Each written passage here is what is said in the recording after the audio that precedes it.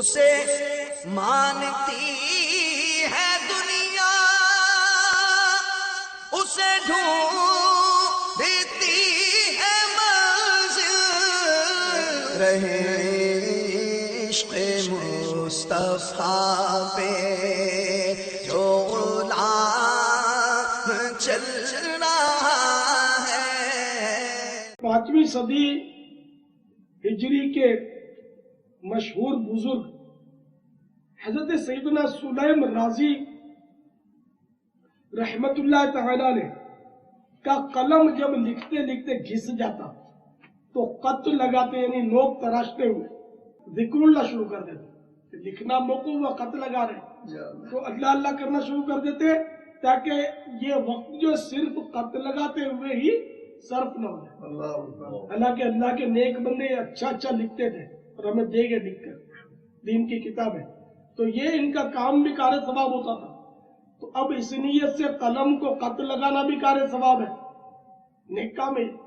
لیکن ایک پنتھ دو کاج، ایک ثواب کا کام اگر ہو رہا ہے تو اس میں اگر دوسرا بھی شامل ہو جائے تو کیا برا ہے؟ وہ تو قیامت کے دن قدر اس کی پتہ چلے گی کہ جب انسان ایک ایک نیکی کے لیے ڈھونڈ رہا ہوگا کہ کوئی مجھے ایک نیکی دے، ایک نیکی کم پڑ رہی ہے، نہ ماں دینے کے لیے تیار ہوگی، نہ باپ دینے کے لیے تیار ہوگی، نہ بیوی نہ بچہ، کوئی بھی اپنی نیکی نہیں دے گا۔ اس کو ہر ایک یہی کہہ رہا ہوگا کہ مجھے بھی نیکیوں کی ضرورت ہے۔ لیکن آج ہم غفلت کی نیند سوئے ہوئے، ہمیں نیکیاں کمانے کا موقع ہے مگر کما نہیں ہے۔ رحمت عالم نور مجسم شاہ بنی آدم صلی اللہ تعالی علیہ وآلہ وسلم فرماتے ہیں 5 چیزوں سے پہلے غنیمت جانو۔ نمبر 1 جوانی کو بڑھاپے سے پہلے، نمبر 2 صحت کو بیماری سے پہلے، نمبر 3 مالداری کو تنگدستی سے پہلے، نمبر 4 فرصت کو مشغولیت سے پہلے، اور نمبر 5 زندگی کو موت سے پہلے۔ غافل تجھے گھڑی جان یہ دیتا ہے منادی،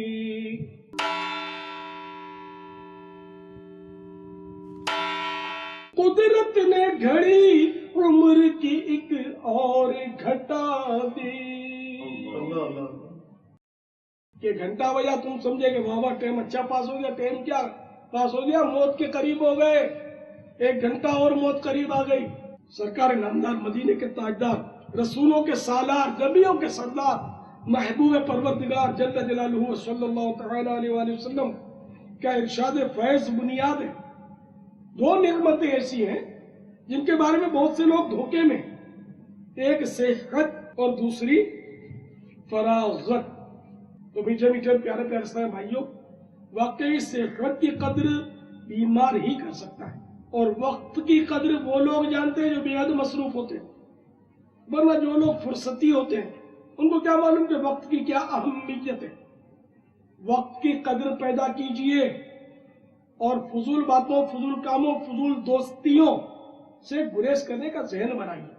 سرکار دو عالم نور مجسم شاہ بنی آدم رسول محتشم صلی اللہ تعالی علیہ وآلہ وسلم کا فرمان معظم ہے، انسان کے اسلام کی خوبیوں میں سے ایک خوبی یہ بھی ہے کہ چھوڑ دینا اس امر کا جو اس سے نفع نہ دے، یعنی غیر ضروری کام کا چھوڑ دینا، یہ بھی اسلام کی خوبیوں میں سے خوبی ہے۔ تو میرے پیارے پیارے میٹھے میٹھے اسلامی بھائیوں، زندگی کے ایام چند گھنٹوں سے اور گھنٹے لمحوں سے عبارت ہے۔ زندگی کا ہر سانس انمول ہیرا ہے، کاش ایک ایک سانس کی قدر نصیب ہو جائے کہ کہیں کوئی سانس بے فائدہ نہ گزر جائے، اور کل بروز قیامت زندگی کا خزانہ نیکیوں سے خالی پا کر اشک ندامت نہ بہانے پڑ جائے۔ 100 کروڑ کاش ایک ایک لمحے کا حساب کرنے کی عادت پڑ جائے کہ کہاں بسر ہو رہا ہے، ذہن مقدر زندگی کی ہر ساعت مفید کاموں میں ہی صرف ہو۔